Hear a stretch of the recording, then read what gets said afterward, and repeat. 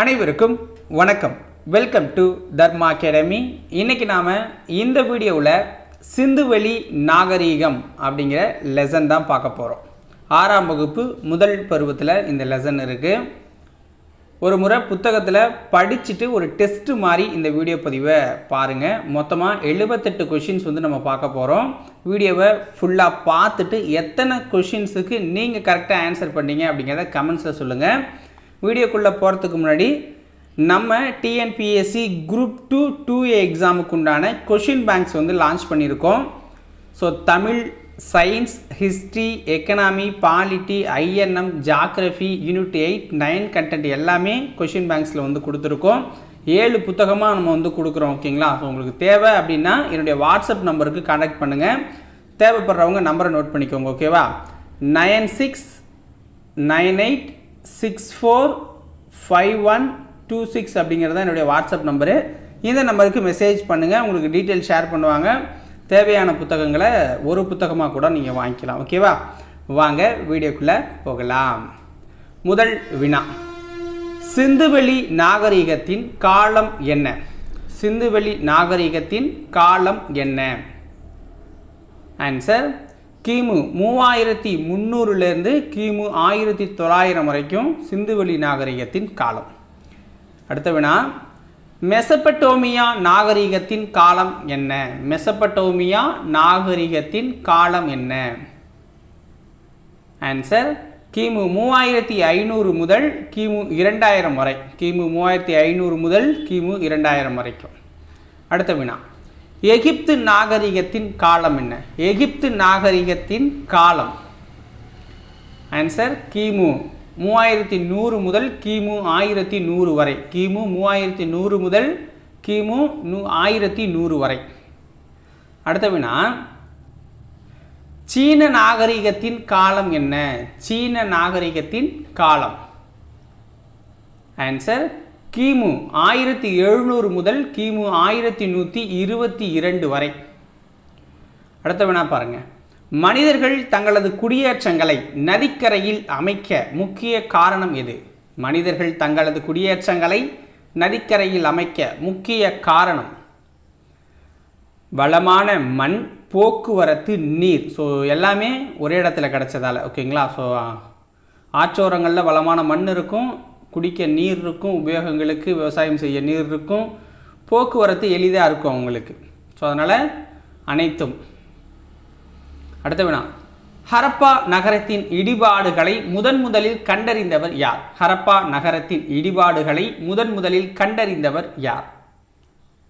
Answer Charles Mason அப்படிங்கிறவர் தான் கண்டுபிடிச்சார். Charles Mason. அடுத்த வினா, சார்லஸ் மேசன் என்பவர் ஆங்கில கிழக்கிந்திய கம்பெனியின் டேஷ் ஆவார். சார்லஸ் மேசன் அப்படிங்கிறவர் ஆங்கில கிழக்கிந்திய கம்பெனியில் என்ன போஸ்டிங்கில் இருந்தார்? ஆன்சர் அவர் ஒரு படை வீரர், ஆராய்ச்சியாளர் அப்படிங்கிற 2 போஸ்ட்லையுமே இருந்திருக்கார். அப்போ இரண்டும் சரி. அடுத்த வினா, கீழ்கண்ட கூற்றுகளை கவனி. கூற்று 1, சார்லஸ் மேசன் பாகிஸ்தானில் உள்ள இந்தியாவின் வடமேற்கு பகுதியில் பார்வையிட்ட போது சில செங்கல் திட்டுக்கள் இருப்பதை கண்டறிந்தார். கூற்று 2, 1856 பொறியாளர்கள் லாகூரில் இருந்து கராச்சிக்கு ரயில்வாதை அமைக்கும் பொருட்டு நிலத்தை தோண்டிய போது அதிகமான சுட்ட செங்கற்கள் கண்டறியப்பட்டிருக்கு அப்படிங்கிறாங்க. இதில் எது சரியான கூற்று அப்படின்னா, முதல் கூற்றும் சரிதான், இரண்டாவது கூற்றும் சரிதான். ஓகேங்களா? அடுத்த வினா, ஹரப்பா மற்றும் மொஹஞ்சதாரோ நகரங்கள் எப்போது அகழ்வாய்வு செய்ய ஆரம்பிக்கப்பட்டது? ஹரப்பா மற்றும் மொஹஞ்சதாரோ நகரங்கள் எப்போது அகழ்வாய்வு செய்ய ஆரம்பிக்கப்பட்டது? ஆன்சர் 1920. அடுத்த வினா, சர் ஜான் மார்ஷல் ஹரப்பாவிற்கும் மொஹஞ்சதாரோவிற்கும் இடையே பொதுவான அம்சங்கள் இருப்பதை எந்த ஆண்டு கண்டறிந்தார்? சர் ஜான் மார்ஷல் ஹரப்பாவிற்கும் மொஹஞ்சதாரோவிற்கும் இடையே பொதுவான அம்சங்கள் இருப்பதை எந்த ஆண்டு கண்டறிந்தார் அப்படின்னா 1924ஆம் ஆண்டு. அடுத்த வினா, கீழ்கண்ட கூற்றுகளை கவனி. கூற்று 1, ஹரப்பாவிலும் மொஹஞ்சதாராவிலும் கண்டுபிடிக்கப்பட்டுள்ள மட்பாண்டங்களுக்கு இடையே சிறிய அளவு வேறுபாடு இருப்பதை ஆராய்ச்சியாளர்கள் கண்டுபிடிக்கிறாங்க. ஹரப்பாவிலையும் மொஹஞ்சதாராவிலும் கண்டுபிடிக்கப்பட்ட அந்த பானையெல்லாம் இருக்கும்ல, அதில் சிறிய அளவு வேறுபாடு இருக்குது. கூற்று 2, எனவே ஹரப்பா நாகரிகம் மொஹஞ்சதாராவை விட பழமையானது அப்படின்னு முடிவுக்கு வராங்க. அதனாலங்கிறாங்க. இப்போ இதில் எது சரியானது அப்படின்னா 2 கூற்றுமே சரியானது தான். 2 கூற்றுமே சரியானது தான். அடுத்த வினா, 1924ஆம் ஆண்டு இந்திய தொல்பொருள் ஆய்வுத்துறையின் இயக்குநராக இருந்தவர் யார்? 1924ஆம் ஆண்டு இந்திய தொல்பொருள் ஆய்வுத்துறையின் இயக்குநராக இருந்தவர் யார்? ஆன்சர் சர் ஜான் மார்ஷல் அவர்கள். சர் ஜான் மார்ஷல் அவர்கள். இந்திய தொல்லியல் துறை 1861ஆம் ஆண்டு யாரின் உதவியுடன் நிறுவப்பட்டது? இந்திய தொல்லியல் துறை 1861ஆம் ஆண்டு யாரின் உதவியுடன் நிறுவப்பட்டது? Answer Alexander Cunningham. Alexander Cunningham உதவியோடு நிறுவப்பட்டது. அடுத்த வினா, கீழ்கண்டவற்றுள் எது சரியானது? கூற்று 1, நாகரிகம் என்ற வார்த்தை பண்டைய லத்தீன் மொழி வார்த்தையான சிவிஸ் என்பதிலிருந்து வந்தது. இதன் பொருள் நகரம். கூற்று 2, ஹரப்பா நாகரிகம் என்பது ஒரு நகர நாகரிகம் அப்படிங்கிறாங்க. ஆன்சர் என்ன? முதல் கூற்றும் சரிதான், இரண்டாவது கூற்றும் சரிதான். அடுத்த வினா, அலெக்சாண்டர் கன்னிங்ஹாம் என்பவர் ஒரு டேஷ். அலெக்சாண்டர் கன்னிங்ஹாம் அப்படிங்கிறவர் என்ன போஸ்டிங்கில் இருந்தார்? ஆன்சர் நில அளவையாளர். நில அளவையாளர், சர்வேயர் அப்படின்னு சொல்லலாம். ஓகேங்களா? அடுத்த வினா, இந்திய தொல்லியல் துறையின் தலைமையகம் எங்கு அமைந்துள்ளது? இந்திய தொல்லியல் துறையோட தலைமையகம் எங்கு அமைந்திருக்கு? ஆன்சர் புதுதில்லி. புதுதில்லியில் அமைஞ்சிருக்கு. ஏஎஸ்ஐ என்பது என்ன? ஏஎஸ்ஐ அதோட விரிவாக்கம் என்ன? Archaeological survey of India. Archaeology அப்படின்னு சொல்லுவாங்க. Archaeological survey of India. அடுத்த வினா, மக்கள் வெண்கலத்தாலான பொருள்களை பயன்படுத்திய காலம் எவ்வாறு அழைக்கப்படுகிறது? மக்கள் வெண்கலத்தாலான பொருட்களை பயன்படுத்திய காலம் எவ்வாறு அழைக்கப்படுகிறது? ஆன்சர் வெண்கல காலம் அப்படின்னு சொல்லப்படுது. வெண்கல காலம் அப்படின்னு சொல்லப்படுது. அடுத்த வினா, கீழ்கண்டவற்றுள் தொடர்பில்லாதது எது அப்படின்னு கேட்குறாங்க. இந்திய எல்லைக்குள் கண்டுபிடிக்கப்பட்ட ஹரப்பா நாகரிகத்தில், இந்திய எல்லைக்குள், ஓகேவா?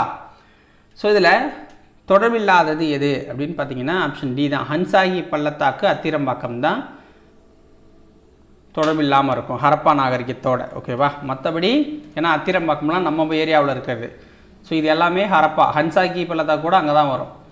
ஆனால் அத்திரம்பாக்கம்னு நம்ம ஒன்று கொடுத்துருக்கதால அது தொடர்பில்லாமல் இருக்குது. ஓகேவா? Option D. அடுத்தது, ஹரப்பா நாகரிகம் நகர நாகரிகம் என்பதற்கு காரணம் என்ன அப்படின்னு கேட்குறாங்க. ஆன்சர் பாருங்கள். சிறப்பான நகர திட்டமிடல் அவங்கக்கிட்ட இருந்திருக்கு. சிறப்பான கட்டிடக்கலை வேலைப்பாடு அவங்கக்கிட்ட இருந்திருக்கு. தூய்மைக்கும் பொது சுகாதாரத்திற்கும் கொடுக்கப்பட்ட அதிக முன்னுரிமை, தரப்படுத்தப்பட்ட எடைகள் மற்றும் அளவீடுகள், விவசாயம் மற்றும் கைவினை தொழிலுக்கான திடமான அடித்தளம் இருக்கிறதா கண்டுபிடிச்சிருக்கோம். அப்போ அனைத்தும் ஹரப்பா நாகரிகம் ஒரு நகர நாகரிகம் என்பதற்கான காரணம் இதில் கொடுத்துருக்க எல்லாமே தான். அடுத்தது பாருங்கள். ஹரப்பா நகரின் திட்டமிடப்பட்ட 2 பகுதிகள் எது? ஹரப்பா நகரின் திட்டமிடப்பட்ட 2 பகுதிகள் அப்படின்னா அது மேல் நகர அமைப்பு, கீழ் நகர அமைப்பு அப்படிங்கிற 2மே தான். மெஹர்கர் தற்போது எங்கு அமைந்துள்ளது? மெஹர்கர் தற்போது எங்கு அமைந்துள்ளது? ஆன்சர் பாகிஸ்தான்லாம் அமைஞ்சிருக்கு. பாகிஸ்தானில் பலுஜிஸ்தான் மாநிலத்தில் போலன் ஆற்று பள்ளத்தாக்கில் அமைஞ்சிருக்கிறது தான் மெஹர்கர் அப்படிங்கிற இடம். புதிய கற்கால மக்கள் வாழ்ந்த மெஹர்கரின் காலம் என்ன? புதிய கற்கால மக்கள் வாழ்ந்த மெஹர்கரின் காலம் என்ன? ஆன்சர் என்ன? கிமு 7000. ஓகேங்களா? கிமு 7000. மெஹர்கர் சிந்துவெளி நாகரிகத்துக்கு முன்னோடி என அழைக்கப்படுது. மெஹர்கர் சிந்துவெளி நாகரிகத்துக்கும் முன்னோடி அப்படின்னு அழைக்கப்படுது. அடுத்த வினா, கீழ்கண்ட கூற்றுகளில் எது சரியானது ஹரப்பா நாகரிகத்தை பற்றி? ஓகேங்களா? தெருக்கள் சட்டக வடிவமைப்பை கொண்டிருந்தன. தெருக்கள் நேராக அமைக்கப்பட்டிருந்தன. அவை வடக்கு தெற்காகவும் கிழக்கு மேற்காகவும் சென்றன. ஒன்றை ஒன்று செங்கோணத்தில் வெட்டி கொள்ளும்படியும் அமைஞ்சிருந்தாங்க. அப்போ ஓகே தான், எல்லாமே சரியாக இருக்குது, எல்லாமே சரியாக இருக்கு. அடுத்த வினா,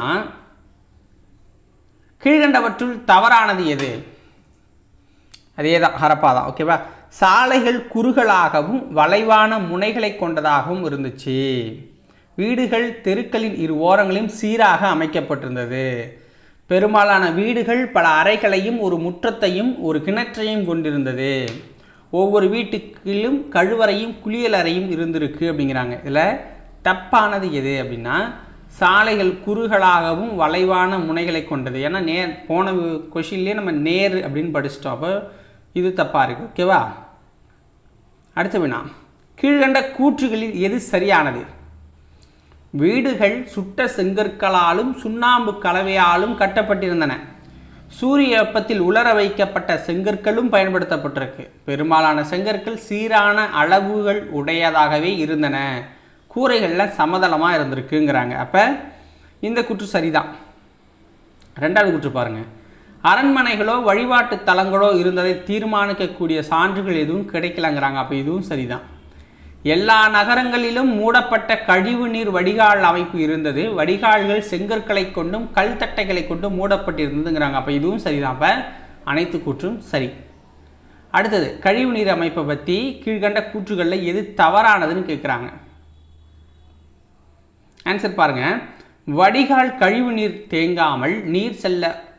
தேங்காமல் செல்ல வசதியாக லேசான மின் சரிவை கொண்டிருந்தன. அப்போ சரி. வீட்டிலிருந்து கழிவு நீர் பல தெருக்களின் கீழ் அமைக்கப்பட்டிருந்த குழாய்கள் மூலமாக முக்கிய வடிகால்களை சென்றடையுமாறு அமைக்கப்பட்டிருந்தது. அப்போ இந்த கூற்றும் சரிதான். கழிவுப் பொருட்களை அப்புறப்படுத்துவார போதுமான வசதிகள் இல்லை அப்படிங்கிறாங்க. ஸோ இருந்துச்சு அப்படின்னா இந்த கொஷினுக்கு இதுதான் தப்பாக இருக்குது. ஒவ்வொரு வீட்டிலும் திடக்கழிவுகளை தேக்குவதற்கான குழிகள் இருந்தன. அவை திடக்கழிவுகளை தேக்கி கழிவு நீரை மற்றும் வெளியேற்றினர் அப்படிங்கிறாங்க. அப்போ இதுவும் சரிதான். இப்போ ஆப்ஷன் சி தான் தப்பானது. அடுத்த வினா, மொஹஞ்சதாரோவில் உள்ள பெருங்குளமானது நன்கு அகன்று டேஷ் வடிவத்தில் அமைந்திருந்த நீர்த்தேக்கமாகும்.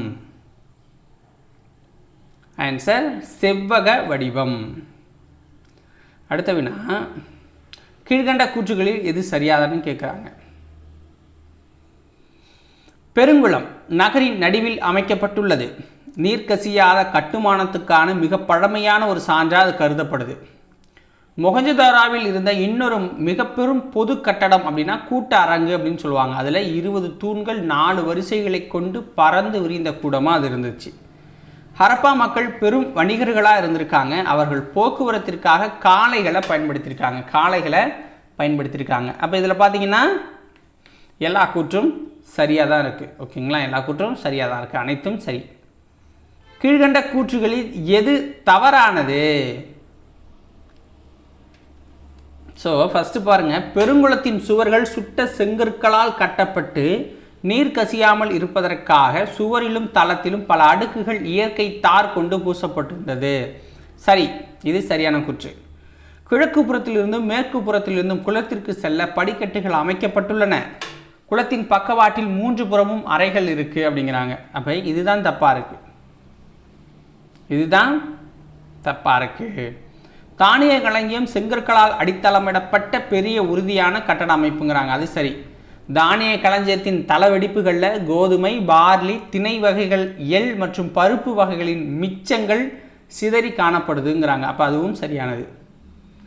அடுத்த வினா, முதிர்ச்சியடைந்த ஹரப்பா காலத்தை சார்ந்த தானிய களஞ்சியம் எங்கு கண்டுபிடிக்கப்பட்டுள்ளது? முதிர்ச்சியடைந்த ஹரப்பா காலத்தை சார்ந்த தானிய களஞ்சியம் எங்கு கண்டுபிடிக்கப்பட்டிருக்கு அப்படின்னா ராகி கர்கி அப்படிங்கிற இடத்துல கண்டுபிடிச்சிருக்காங்க.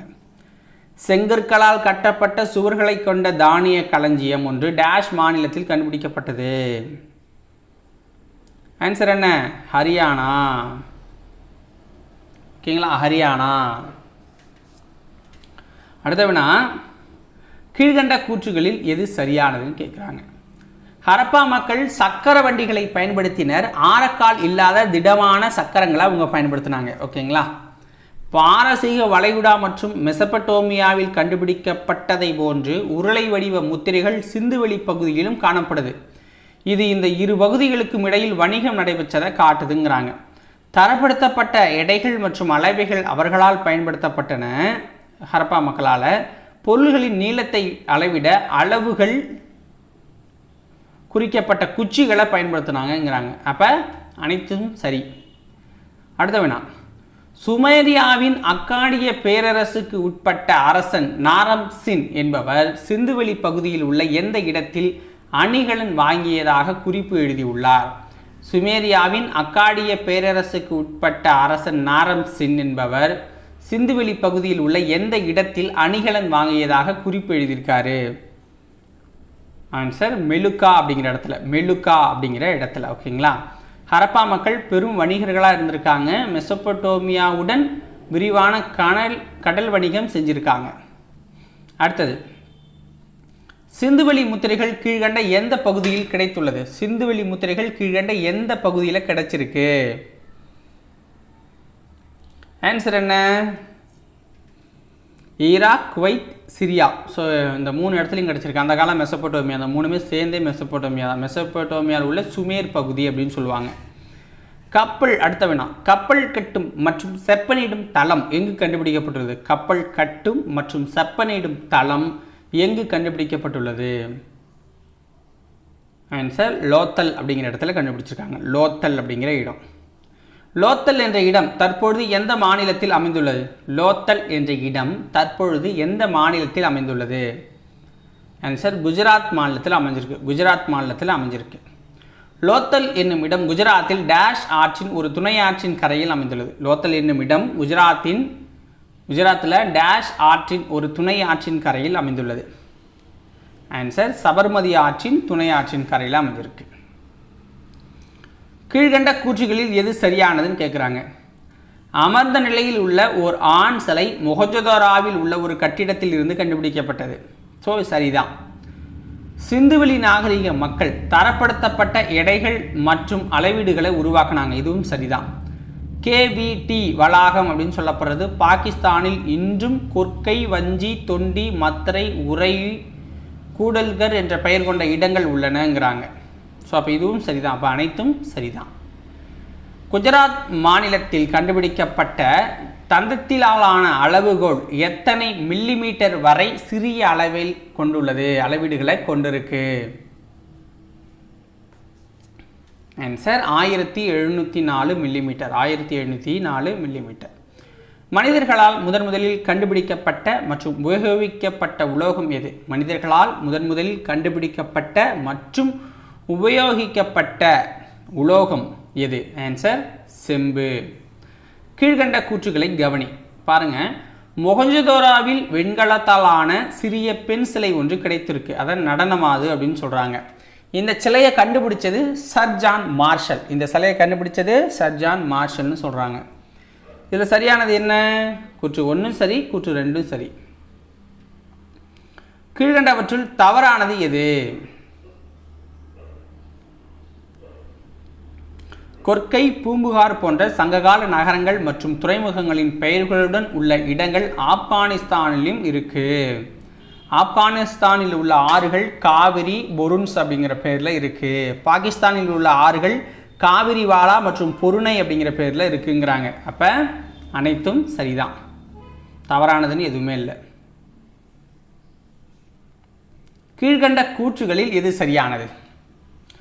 சிந்துவெளி மக்கள் பொதுவாக பருத்தி ஆடைகளை பயன்படுத்தினாங்க. சிந்துவெளி மக்கள் அமைதியான வாழ்க்கை வாழ்ந்திருப்பதாகவே தோன்றுது. ஏனென்றால் அவர்களிடம் படை இருந்ததற்கான எந்த ஆதாரமும் இல்லை அப்படிங்கிறாங்க. ஆண் பெண் இருபாலரும் ஆபரணங்களை விரும்பி அணிஞ்சிருக்காங்க.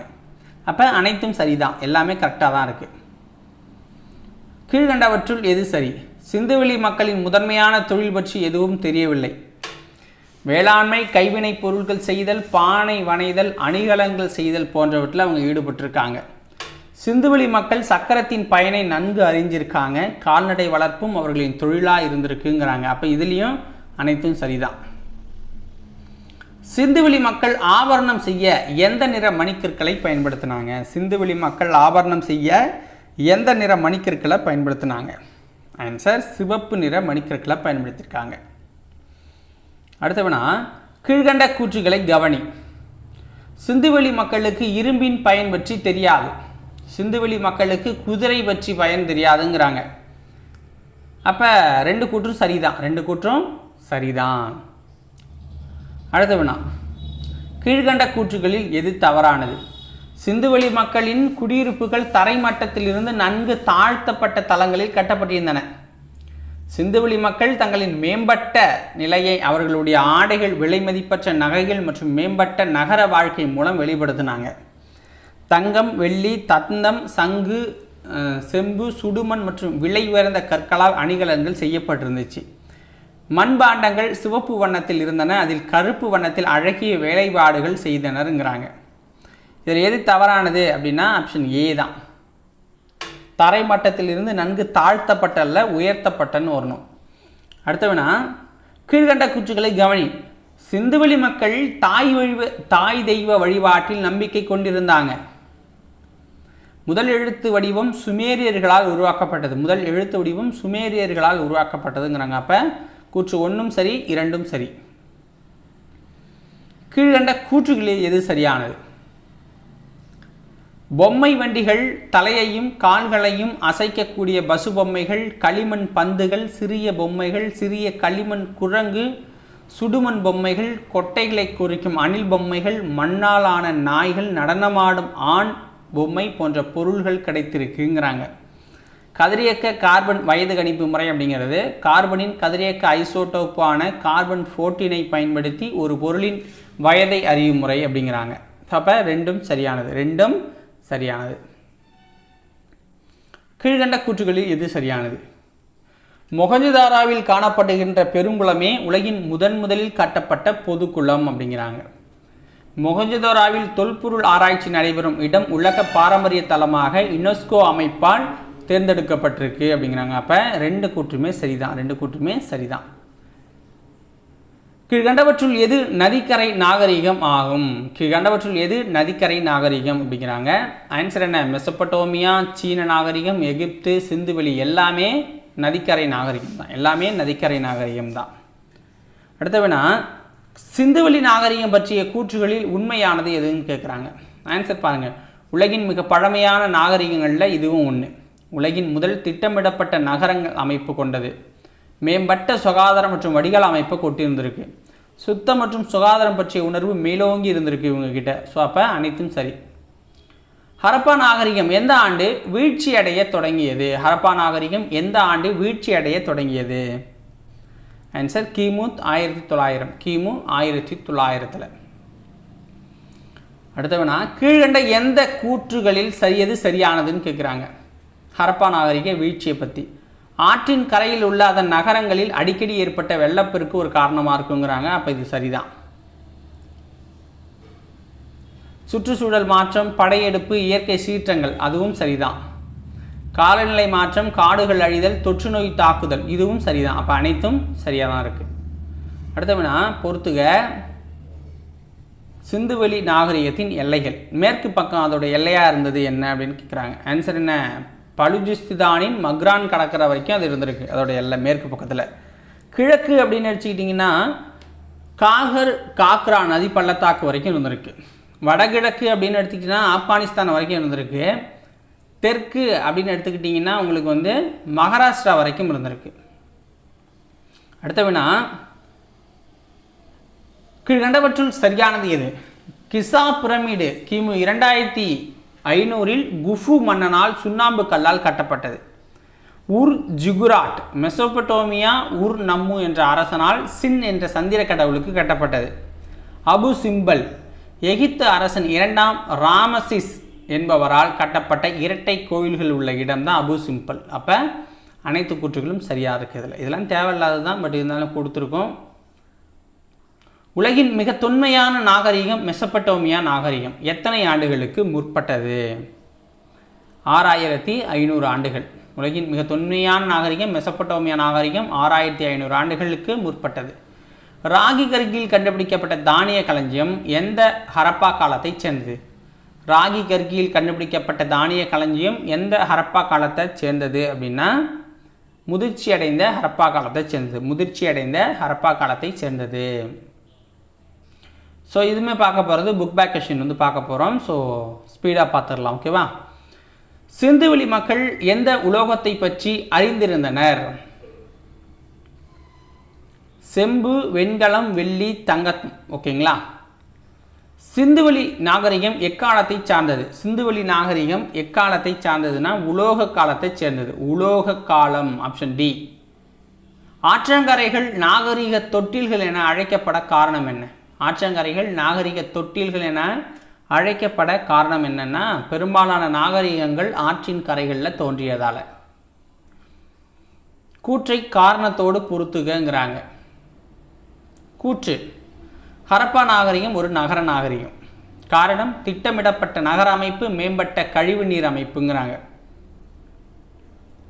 ஆன்சர் பாருங்க, கூற்றும் காரணமும் சரி. ஹரப்பா நாகரிகம் வெண்கல காலத்தை சேர்ந்தது. காரணம்: ஹரப்பா மக்களுக்கு இரும்பின் பெயர் பற்றி தெரியாதுங்கிறாங்க.